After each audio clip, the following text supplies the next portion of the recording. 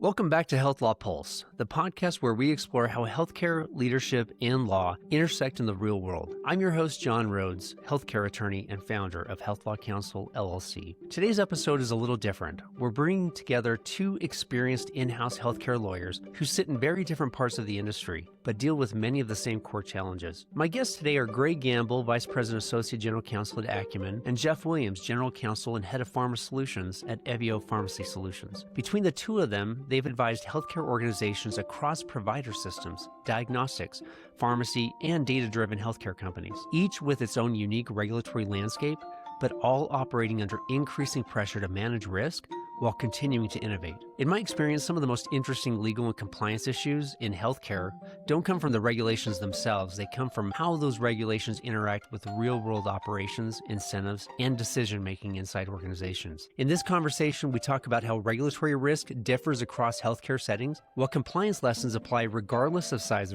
or specialty, and what it actually looks like when legal compliance and operations work together effectively. We also get into where compliance problems really begin, what separates organizations that treat legal as a strategic partner from those that don't, and what emerging risks healthcare leaders may not be paying enough attention to right now. This is Health Law Pulse. Jeff, Greg, welcome to Health Law Pulse. Thank you for taking some time out of your very busy schedules to join me on a warm Friday afternoon. I'm sure there are many things that you'd rather be doing. Not many, but just a handful of others. I appreciate that. So first of all, before we dive in, I just wanted to let you know we're making Health Law Pulse history today. First of all, yeah, this is a big deal. As I mentioned to Jeff earlier, for the fives of listeners, this is this is going to be a trivia answer. First, this is the first panel we've had. Big deal. So we appreciate both of you coming on and joining us. Secondly, the only episode we've had thus far was practicing attorneys. So I've had one other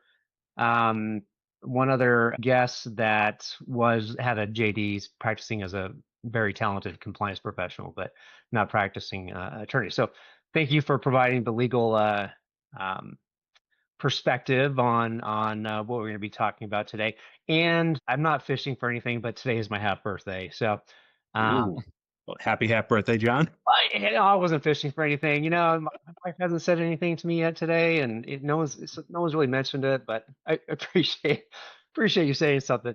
Okay, so before we dive in, Jeff, Greg, if you could just tell us a little bit about yourself, just briefly, your background, what you're doing now, and sort of what brought you into this journey of healthcare. Jeff, you want to get us started? Yeah, sure. So my background, I started out as a white collar litigator. I was at a firm in New York for 7 or 8 years.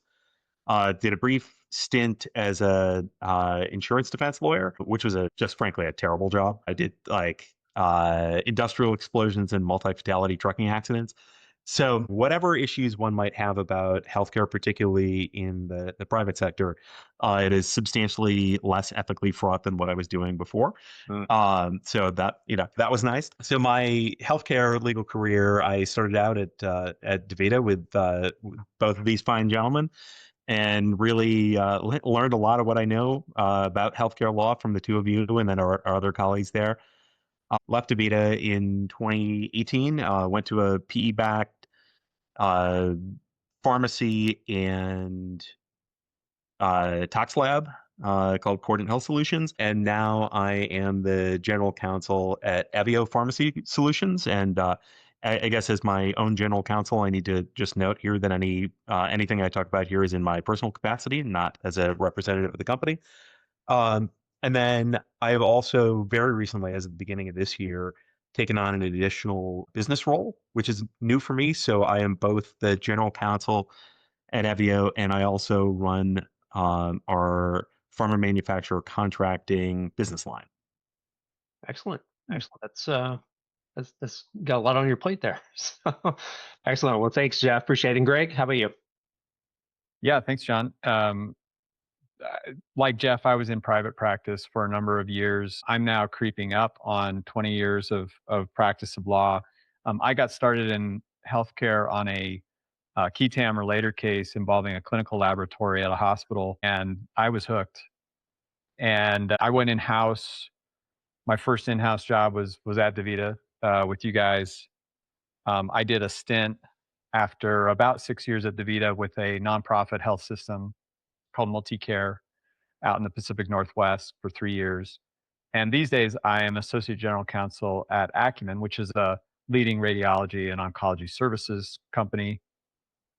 And I have responsibility for our regulatory affairs, as well as being a first point of legal contact for all of our brick and mortar radiology clinics.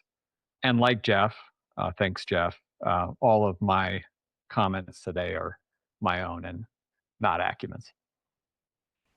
Got it. Got it. Well, I appreciate that. Thank you very much. And so what I love, I was really excited about having both of you on, especially at the same time, is you're both very well versed in healthcare law. You're both excellent attorneys, but you kind of sit in different areas, different parts of the healthcare ecosystem, and that's really an important, I think, discussion to have. One thing I've learned practicing healthcare law, Greg, for about the same amount of time as you, is risk is highly dependent, but depending on where you sit in that healthcare ecosystem, you can, you mentioned working for a large health system, you can have a large integrated health system that has layers of, I mean, just as an example, reimbursement complexity, physician alignment issues, regulatory exposure, that can be really extensive. But when you move into more specialized healthcare companies, whether it's diagnostics, pharmacy, analytics, the risk profile often becomes more concentrated and sometimes more scrutinized, and that risk looks very different. So, like I mentioned, both of you sit in very different parts of healthcare system, from diagnostic provider organizations, Jeff, pharmacy, medication analytics. How does the regulatory risk profile of a large health system versus a specialized healthcare company versus, Jeff, kind of what you do in the pharmacy space, how does that differ from in these different areas of the healthcare space? Jeff, you want to get us started?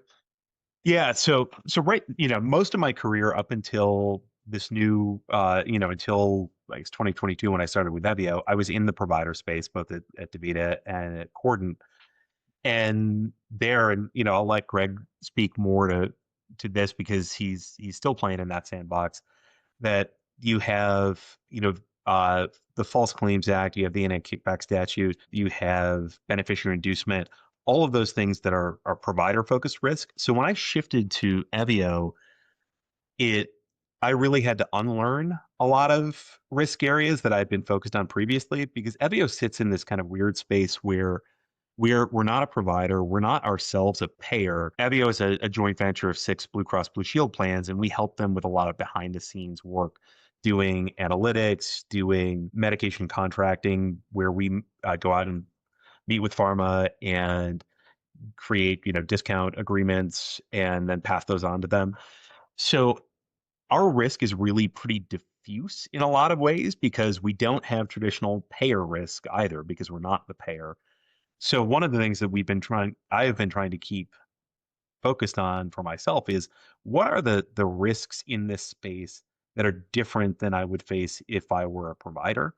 And, one of those that popped up this week when we were talking to a regulator in New Jersey is, um, there's a product that we're putting together that has a reinsurance component. So one of the questions was, well, are you guys signed up as a licensed insurance producer in the state of New Jersey? And, not a thing that would have ever been an issue for me in the provider space, but it's that sort of state level licensing risk, which is what I'm trying to now be a little bit more attuned to in, in the place that that Evio is in right now. Interesting. So the insurance risk is very interesting. I hadn't really thought about that in your space. I mean, it really only comes up in the provider space. Greg, you may have some other thoughts, but when a provider group takes on a risk, right? So in some states, they may consider that, depending on how they're taking on that risk, to be an insurance product. So yeah, there a lot of differences for sure. Maybe some overlap. But Greg, how about you in the provider space? Especially in your experience now in kind of the diagnostic space versus like a large integrated health system? How does the risk differ depending on those different spaces in healthcare? Yeah. Thanks, John. Good question. Um, Hard question to answer. I think two areas that I focused on throughout my career, at least during my in-house practice, has been on joint ventures, affiliations, and other strategic partnerships, and then secondarily on reimbursement issues.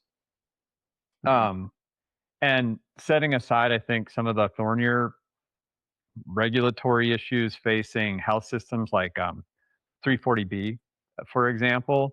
If you just look at things that I know pretty well, transactions, reimbursement matters, my observation is that health systems have a greater degree of regulatory flexibility to come up with arrangements to deliver care um, without triggering state and federal program integrity laws.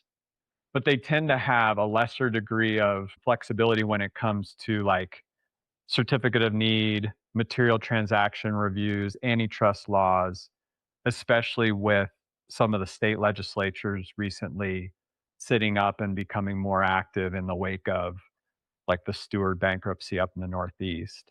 I liked the word that you used for more specialized or niche providers, and that word was concentrated. In the specialized provider space, I tend to orient my thinking about regulatory risks around whether the provider is billing payers directly for the service or is simply acting as the furnishing provider under arrangements with a hospital or some other customer. Right. Um, and beyond that, I tend to think that specialized providers have less flexibility than health systems when it comes to structuring arrangements that are consistent with state and federal program integrity laws. It's just the flip of some of the safe harbors and exceptions that I think have been created specifically with hospitals in mind. Right. So, no, thank you for that. Very interesting to me how, um, in the healthcare space, you can have so many different layers of within the regulatory landscape, right? We're talking about very different areas of healthcare, even within care delivery, right? And a lot of different areas within that landscape, within that ecosystem. You have the state overlay of what their regulatory landscape looks like. You have the federal overlay, and you've got all kinds of other things, but very different. So the risks are different. What I find interesting is that despite those differences, a lot of compliance failures, if we just think about compliance itself within the healthcare space, they look remarkably similar across organizations. And I represent a large, very, very wide variety of different provider types and healthcare companies. And it's interesting when there is a compliance issue, yeah, the risks are different. Some of those, like kind of the root of compliance issue tends to be very similar regardless. Different structures, different services, same, very similar, same recurring themes. Jeff, I know you and your investigation work that you've done in the past within the healthcare space. I'm sure I've seen that. You've seen a lot of compliance failures, I'm sure, and even amongst different organizations, different teams. Some of there are a lot of common themes: communication gaps, governance issues, occasionally a process that made sense years ago hasn't been revisited since. And in healthcare organizations vary widely in size and specialty, but these compliance challenges almost seem universal. So what lessons about compliance and governance translate across every healthcare organization, regardless of size or specialty, Jeff? Yeah, so I think one of the things that I've seen is that it is very rarely an issue of a real bad actor. I mean, those are out there, but in most cases, it is, it's a misunderstanding of what the rules are.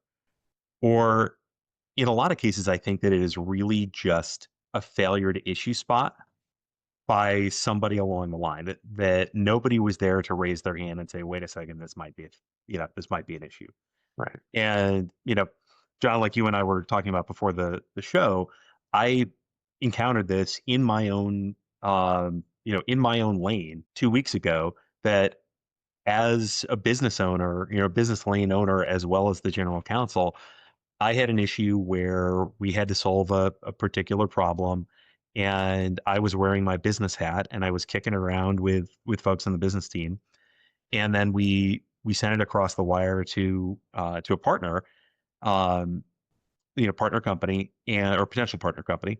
And then I talked to my assistant general counsel and chief compliance officer a little bit later in our weekly one-on-one and just mentioned it. And she said, well, wait a second. Have you thought about this? Have you thought about this? Have you thought about that? And I hadn't realized that despite the fact that I am also the general counsel of the company, I had missed those issues myself. And, you know, I care very much about it. Following the rules, following our policies, reviewing things by legal, made the mistake of thinking that I could review it myself and be my own lawyer. Objective, kind of outside looking in view of Yeah, and and missed a thing. And fortunately didn't wind up being a big deal, fixable. Now, having had that experience, I put myself in the space of other business people that are just thinking, oh, this is fine, right? I'm not aware, this doesn't match any issue that I've run into in the past or that I've been trained on or that legal has told me is a problem. So I'm just not thinking about it, and I go do it. And then it trips some kind of wire that I wasn't even looking for. And I think that that's where a lot, that my sense is that's the number one thing, is that people are just not thinking that what they're doing is actually against the rules. Right. Yeah. No, I've seen that quite a bit. I totally agree with that. Greg, what do you think? You've worked for a lot of different provider types, had a stint in private practice as well, where I'm sure you represent a lot of different healthcare companies and provider types. Thoughts on some of the commonalities among healthcare organizations on compliance issues? Yeah, I guess the organizations I feel like that have been most successful at either managing compliance issues or overcoming them have been the ones that tend to orient their missions and their core values to patients first, and then maybe staff, frontline healthcare staff up there as well. The organizations that I really admire are the ones that kind of that just have a habit as part of their culture of talking about compliance related problems around what's best for patients, what's best for frontline staff, and that I think that really helps with uh, legal and compliance professionals when they have to go to and sit down with either business executives internally or perhaps counterparties in business arrangements or even regulators to explain what happened. And if you have the patients and frontline staff kind of at the front of your mind there, I think that tends to lead to better outcomes on average. Yeah, I like that. And I agree with that. You start with patient safety, start with quality healthcare delivery, and sort of back up from there. I think that makes a lot of sense. I agree with that.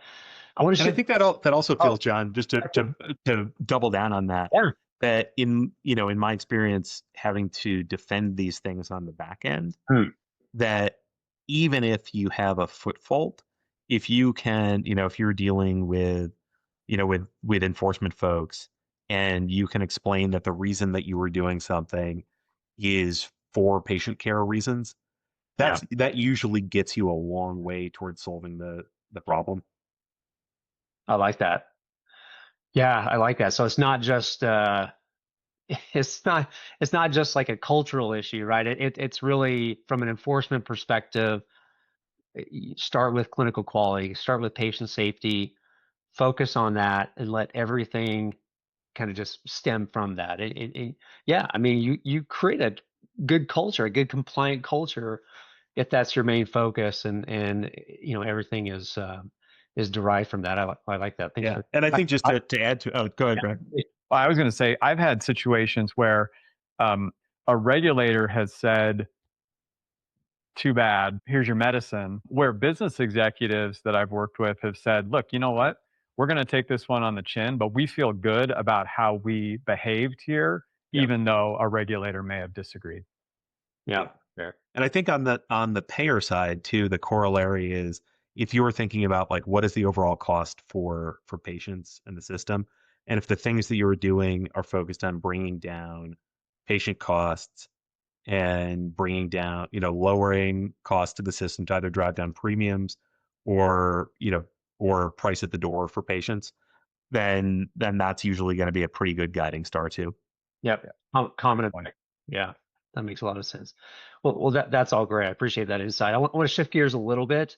One of my favorite topics to talk about are ways of working, and so I want to focus on that a little bit. Greg, I'll start with you. In my experience, compliance program don't just succeed or fail based on policies. It's really how well legal compliance operations, clinical business executives actually work together.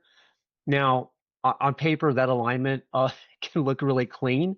In practice, it can feel more like three groups trying to solve the same problem from slightly different angles, different objectives, different thoughts, mindsets. Of course, they have, so that there's that natural tension that exists in a group like that. Both of you have spent a lot of your careers working in-house where legal is embedded directly within the organization. What does, in your view, a really effective partnership between these teams look like, between legal, compliance, operations? What does that look like in practice, Greg? Yeah. By the way, plug for the podcast for anybody who hasn't listened to the other episodes. You've had some great guests so far, including some folks who've been really thoughtful about ways of working. I liked how you put that.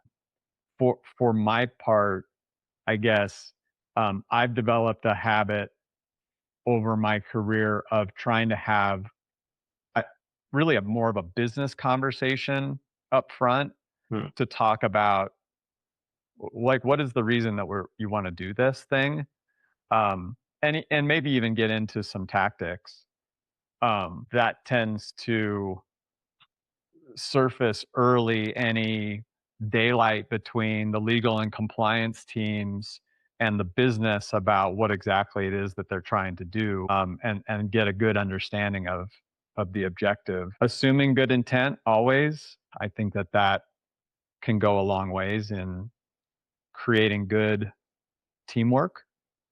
And then having good policies and procedures in place to guide the way and getting the work done. I I I really feel much more comfortable when I can point to something to say, look, here's how we're going to approach this issue. Here's the process.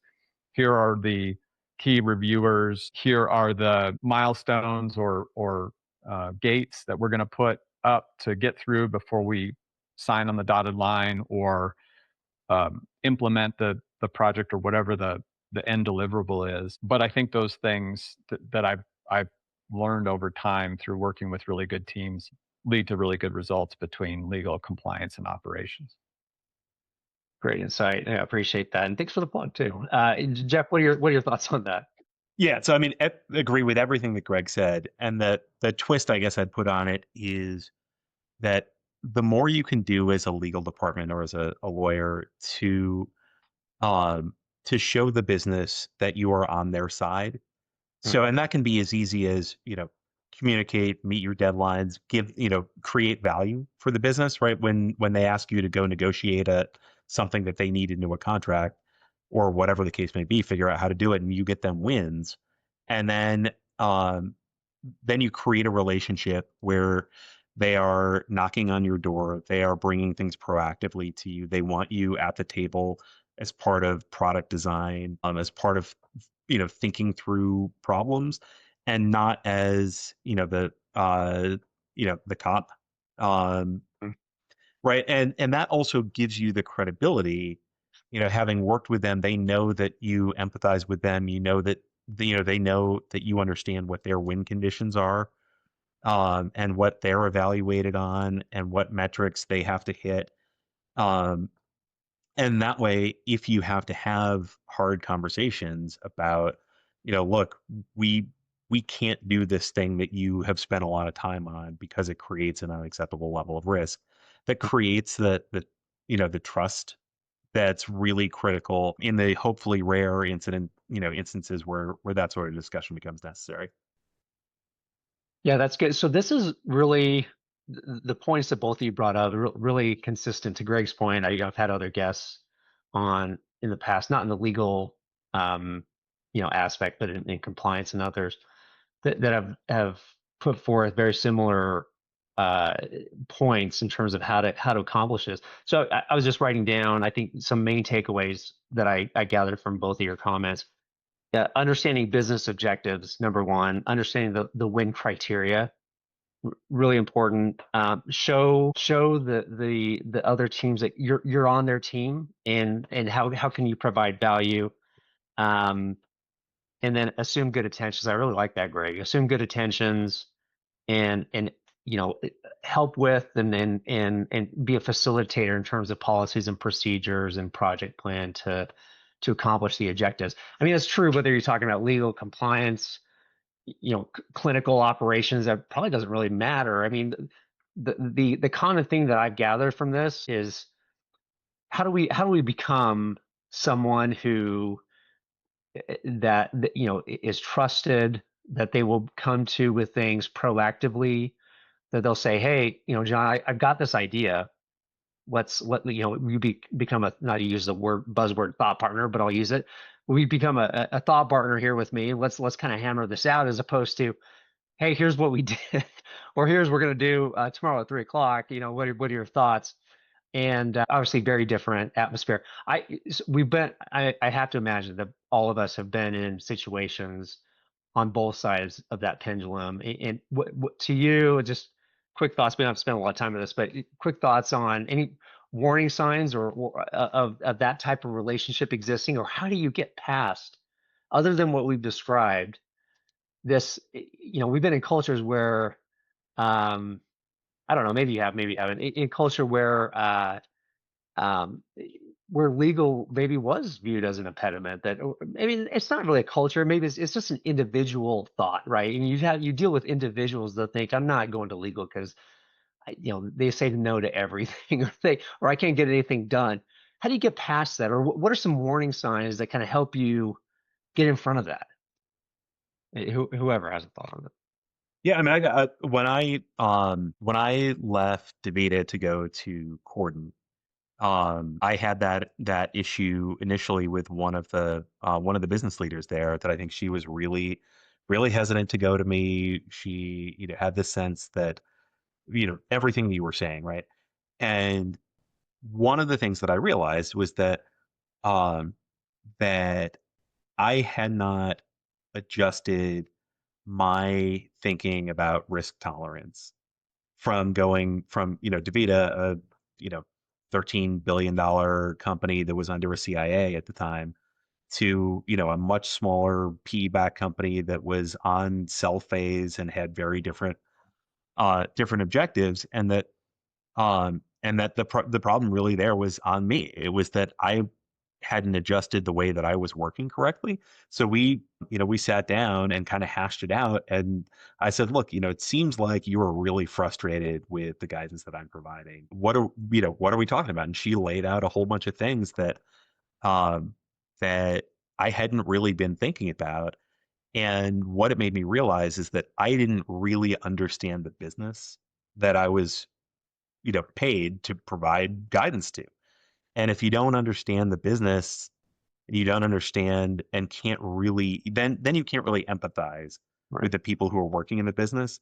And I think that empathy is really the most critical thing, that understanding and empathy of what are the challenges of the business, what are the goals, what is the risk tolerance from the, leadership and ownership on down.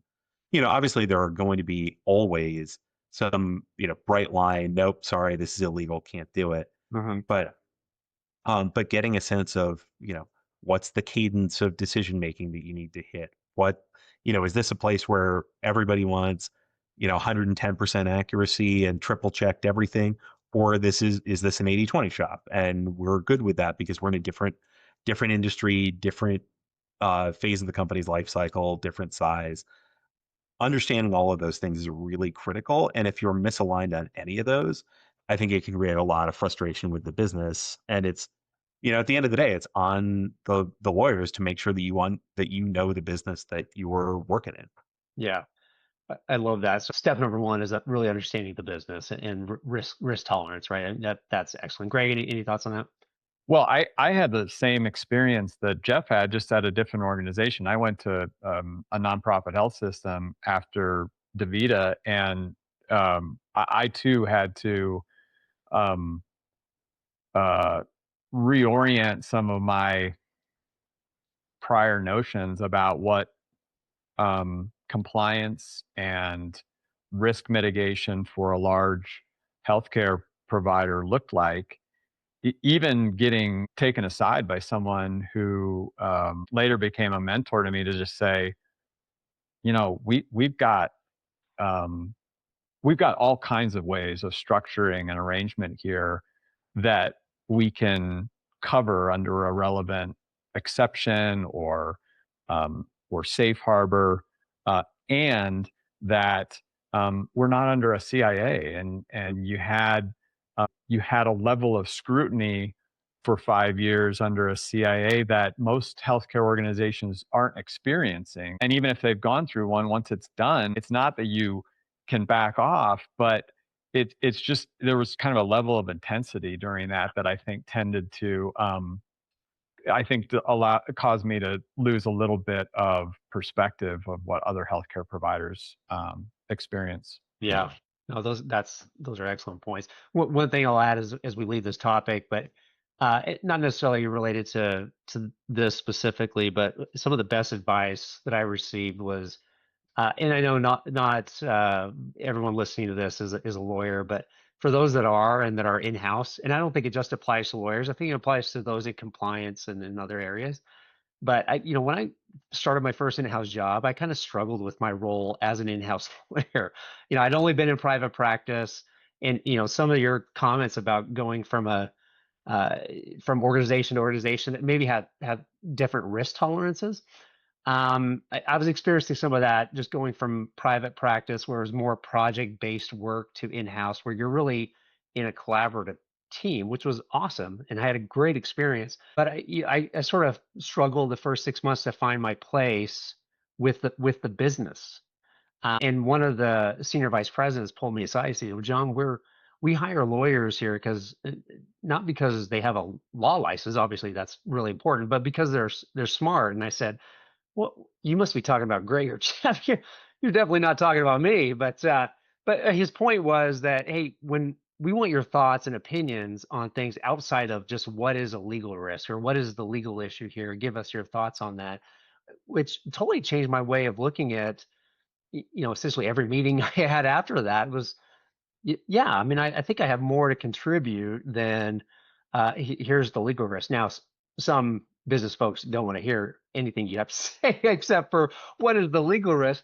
But regardless, we're also, I hate using this twice in one episode. We can be good thought partners, and that's true for legal, compliance, operations. I mean, it's all a collaborative team. We're just in different disciplines in different areas. So I think the risk of the lawyers being perceived as an obstacle, or maybe like a check the box type activity, is that you end up having high value employees, or maybe expensive resources. Maybe that's one way of thinking about it, doing what I consider to be somewhat lower value work, because you're not, to the person you were just describing, to that person's point, you're not you're not leveraging any of the knowledge that the lawyer can bring to the table. right. And ultimately, I think that can be kind of corrosive to morale. And then word gets around, and then, at least for the lawyers and compliance professionals, that that becomes a place where perceived as hostile or not a good place to work for legal and compliance folks. Yeah. And I think it also potentially just becomes a self-fulfilling prophecy, Right. because if legal and compliance just get brought in at the end, after something has been fully baked and designed, and in many cases, shared externally or whatever the case may be, then at that point, it really often is like, you are making the go, no go decision. Mhm. And when you have to when you tell people there's a problem, then you're blowing up deadlines, you're blowing up implementation schedules, you're potentially, scuttling deals that people have spent time on. Versus if you were in a true, partnership, and you're brought in early, or you have the opportunity to come in early and work collaboratively alongside the business to help develop develop the product, develop the relationship or whatever you're looking to do, then you can identify those and, sort of nudge things in the right direction so that you don't become a no. Yeah. Yeah. No, Great excellent. point. Thank you for that. Perfect. So I want to shift gears one more time, and I want to look prospectively. Let's look into the future. We have a lot of many years of experience on this panel in the healthcare industry, and we know that healthcare is evolving very quickly. With rising healthcare costs, you got new payment models, you got new technologies, you got AI. My guest last week was someone who works for a technology platform that is really designed to facilitate compliance programs. But we talk a lot about AI in this space. More data analytics, more integration across systems. And it feels like a lot of times that risk is shifting faster than organizations can fully really adapt to it. So in both of your opinions, what trends do you think healthcare leaders may be underestimating? And maybe that's not the right word, but maybe like high on their radar if they're not underestimating it right now from a legal and compliance perspective? Greg, I've got first crack at this one. Yeah, go for it. I've got two. One thing that I think is being underestimated is how healthcare policy at the federal level is actually leading to, I think, more uncertainty for regulated industry. And I think that's creating some difficulties in engaging with regulators to get guidance before it leads to enforcement. And I think that has led to, or may lead to, a deterioration in the business environment for growth, the willingness to invest in new arrangements. And I guess I shouldn't say it's exclusive to the federal level, because I think there are shifting sands at the state level as well, including in the legislatures. But I called out the policy at the federal level because it's sort of paradoxical that, like, sort of a drive to deregulate has actually led to more uncertainty for providers as a result, where you would think that the opposite would be true.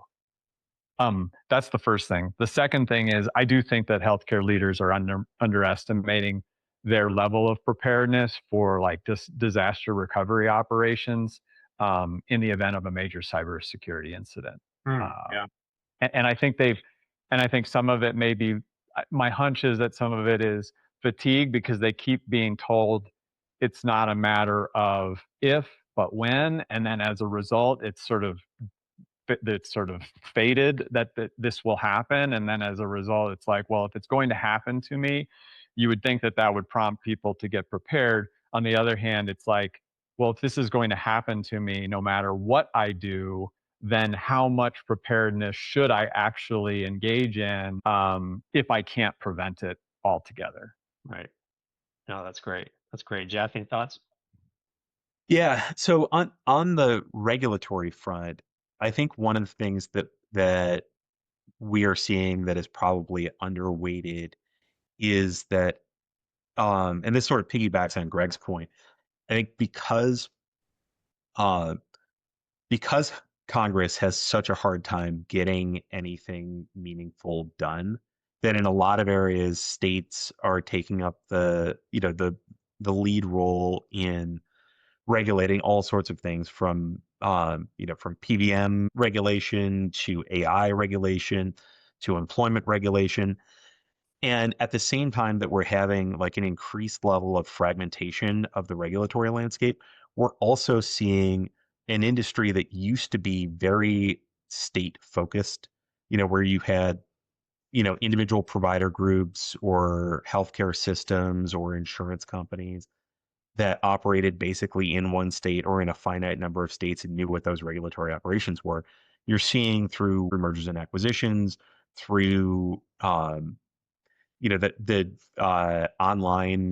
spread of online health operations, that you have now smaller healthcare companies with smaller legal and compliance resources operating over a much wider regulatory footprint with a lot of challenges in understanding, with the deep nuance, what exactly the rules are in each state that you might be operating on, right? That like back in the day, you might have, you know, a $200 million healthcare company would be like, a good sized hospital or medium sized health system with a team that deeply knows the law in their state.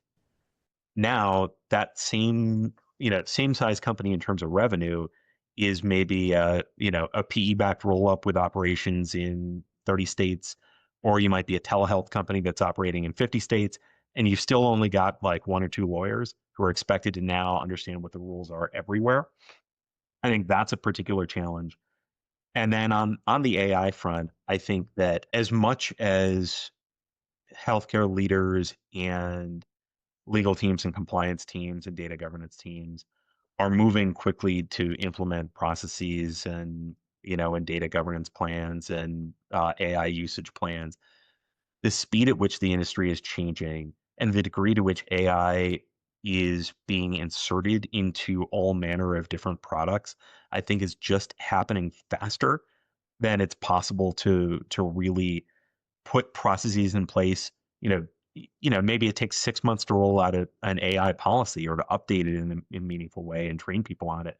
During those 6 months, the whole AI industry and what it's doing has changed.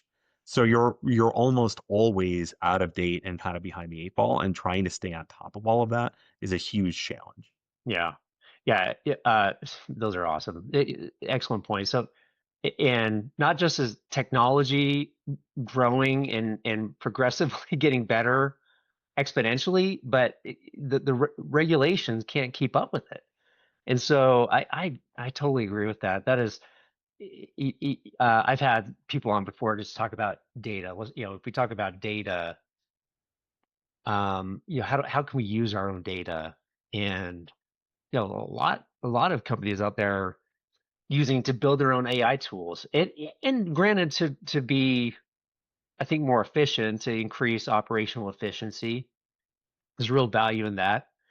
But are we using that data in a way that's compliant? Is how else are we, when we contract with someone else and we are giving them data to process for us, maybe as a business associate, are they using that data for any other purpose, whether it's aggregated or not? That is, everyone wants to use data, and a lot of them to build AI tools, and how's that regulated? That's a big one. The 50 state comment that you had about like a 50 state medical group, that's huge. I was having a conversation with someone not too long ago about just what you described. When you're talking about scope of practice, you're talking about all kinds of different state level issues, from consent to, in the telehealth world, it's not everything's black and white, but it's certainly even it's certainly not black and white when you are trying to decipher what every state does. Some states don't address it, and it is a nightmare, especially when you're working with limited resources to try to figure that out. Yeah, and I think, and particularly if you think about like who the regulators are in some Yeah. states, and not to dump on like boards of pharmacy, but just as an example, right?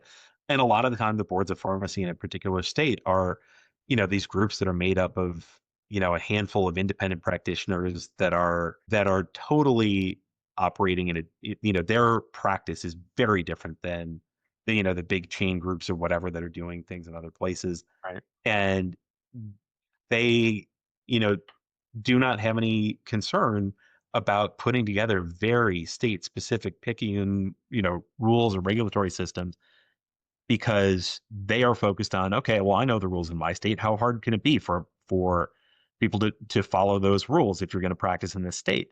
Mhm. And my guess is that all sorts of bodies are doing that. And, I mean, for lawyers, we see the same thing. State bar associations have their own Yeah.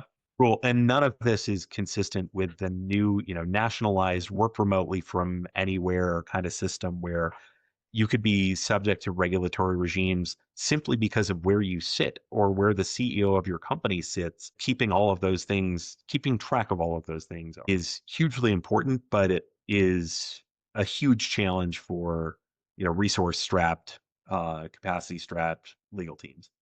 So Yeah. true. Yeah, great comments, great insight, great advice.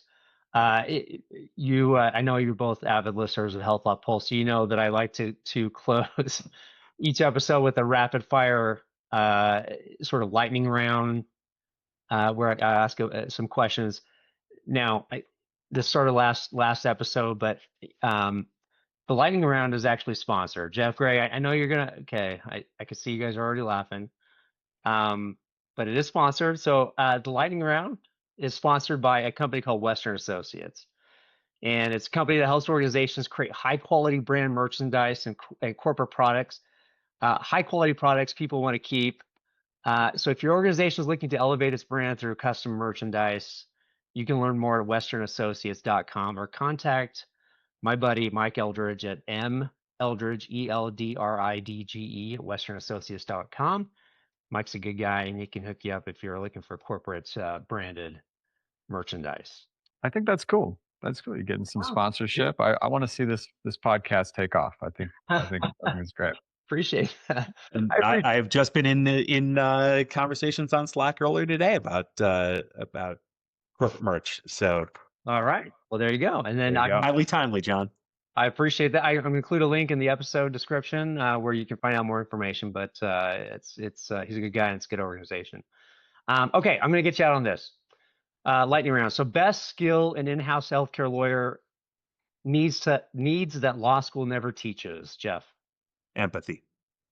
Oh wow, Greg, who's full of empathy? Go for it. Flexibility. Biggest trend in healthcare regulation over the next 5 years?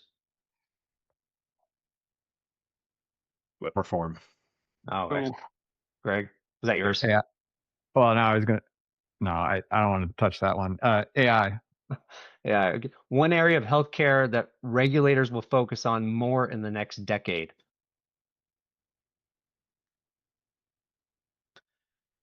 Uh, 340B. Yeah. Okay. I agree, but since I can't take the same thing, I'll say, I will say ownership and disclosure requirements for healthcare providers. Excellent. Jeff, most interesting job you had before becoming a lawyer? I was Al Gore's deputy field director in Broward County, Florida, and was there for the Counting Chads debacle. Really? I did not know that. All right. Greg, I probably know yours. What is yours? Working at a dry cleaner. No, just kidding. I was on a firefighting crew in the Forest Service for many years, and that was a lot of fun, but it is for a young person, not an older person like me. Excellent. What is the book you're reading now or podcast that you're listening to? Besides Health Law. Besides Health Law Pulse. Of course. Yeah, I am reading as part of an online classic literature book club. I'm reading the 200-year-old French novel The Red and the Black by Stendhal, and I am listening to the Revolutions podcast, season 10 on the Russian Revolution. Wow. I am reading Hamnet, and I have not seen the movie yet. You don't have to read it. They came out with the movie. You don't even need to read it. And podcast, I believe it or not, I still listen to reruns of Click and Clack's Car Talk on NPR. Nice. Oh, okay. Very good. Very good. Of course you do. Yes, that's good. That's good. Well, hey, Jeff, Greg, thank you so much for your time. I sincerely appreciate it. The insight that you both brought today from your different perspectives has been so valuable. And just, the wisdom bombs you've dropped on all of us. We certainly appreciate it. So thank you so much, and take care. Yeah, thanks for having us, John. Thanks, John. Keep up the good work. That's it for this episode of Health Law Pulse, where our main goal is to just not put you to sleep. Does it get any more exciting than three lawyers bantering about healthcare law? The answer to that is no, it does not. I want to thank Jeff and Greg for their great insight and for carving out some time from their busy schedules to share those insights with us today. And I want to thank all of you for tuning in to episode 7 of Health Law Pulse. If you enjoyed today's episode, please subscribe, please leave a review, please share with a friend. We are on YouTube, Spotify, and Apple Podcasts. You can also find links to these episodes on my website at www.healthlawcounsel.com. We'll be back soon with more conversations at the intersection of healthcare, law, technology, and leadership. Take care.